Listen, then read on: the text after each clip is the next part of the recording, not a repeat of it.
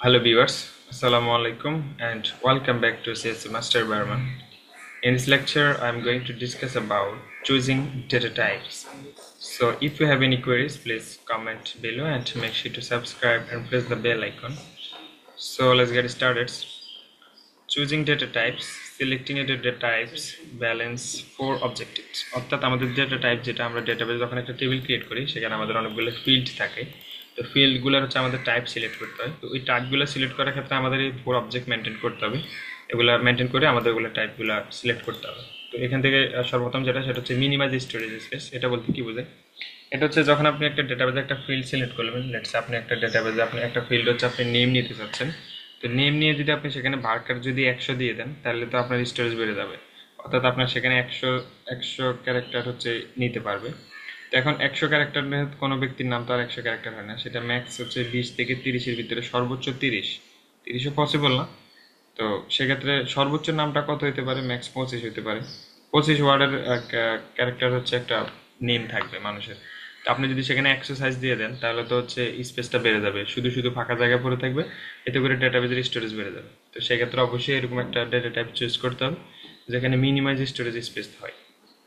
And আরেকটা হচ্ছে represent all possible values of the field.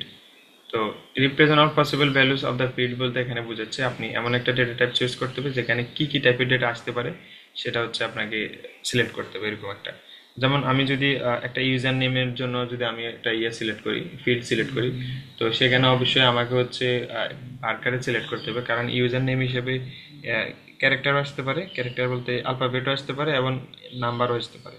তো সেক্ষেত্রে আমি যদি সেখানে যদি শুধুমাত্র ইন্টিজার দিয়ে দিই, ইন্টিজার দিয়ে তার নেম হবে না। অথবা আমি অন্য একটা কিছু যদি এক্সাম্পল দিই সেটা আরও বেটার হয়।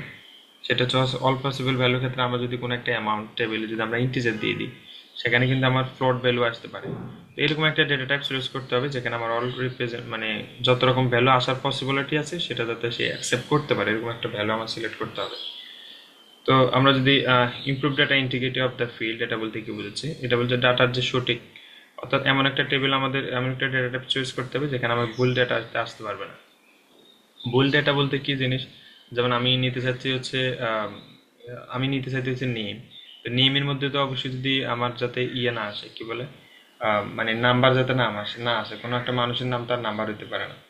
আর আমি যদি আরেকটু যদি ইজিলি করে, লেটসে আমি যদি ডেট অফ বার্থ নিতে চাই তাহলে সেক্ষেত্রে হচ্ছে আমাকে হচ্ছে ডেট অফ বার্থের একটা টাইপ হচ্ছে ডেট, সেটা ফিক্সড করাটা বেটার। কারণ এটা যদি আমি ফিক্স না করি তাহলে এক একজন এক এক রকম ইনপুট দিবে। কেউ 1 লিখবে ইংলিশে, ONE 1, তারপরে এপ্রিল লিখবে 4, বাংলাতে শুধু 4 দিবে, আবার ইয়ার দিবে হচ্ছে শুধু 01। তো এটার আমার এই ক্ষেত্রে হচ্ছে ডাটা ইন্টিগ্রিটি ম্যানেজ করা, এই ক্ষেত্রে ডেটটা ম্যানেজ করা এই জন্য বেটার, কারণ তাহলে সবাই একই টাইপের ইনপুট দিতে হবে।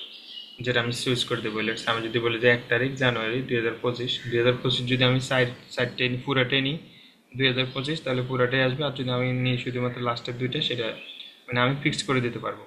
তো সেক্ষেত্রে হচ্ছে আমার ডাটা ইন্টিগ্রেটেড হবে, এখানে আমার ডাটা ভুল হওয়ার কোনো সম্ভাবনা, এক একজন এক এক রকম দেওয়ার কোনো সুযোগ নেই। তো আরেকটা হচ্ছে support all data manipulations decide on the field, অর্থাৎ সাপোর্ট অল ডাটা ম্যানিপুলেশনস অর্থাৎ হচ্ছে আমি অ্যামাউন্ট টেবিল যদি একটা স্ট্রিং সিলেক্ট করে রাখি, আমি অ্যামাউন্ট টেবিলের সাথে অন্য কোনো টেবিলের হচ্ছে ক্যালকুলেশন করতে পারবো না।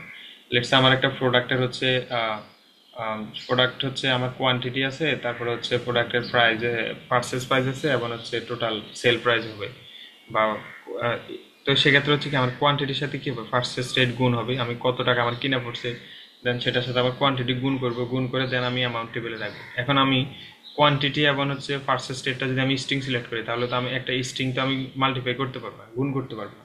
তো সেক্ষেত্রে আমাদের তো ম্যানিপুলেশন করা যায়, মাল্টিপ্লাই করা যায়, এডিশন সাবট্রাকশন করা যায়, সেই ক্ষেত্রে হচ্ছে আমার এরকম ডেটা টাইপ চুজ করতে হবে। তো এই চারটা টাইপ যে অবজেক্ট মেনটেন করে হচ্ছে আমাদের ডেটা টাইপ চুজ করতে হবে। তো এই ছিল ওভারঅল বিষয়, আশা করি বুঝতে পারছেন। ধন্যবাদ সবাইকে, ভালো থাকবেন, আল্লাহ হাফেজ।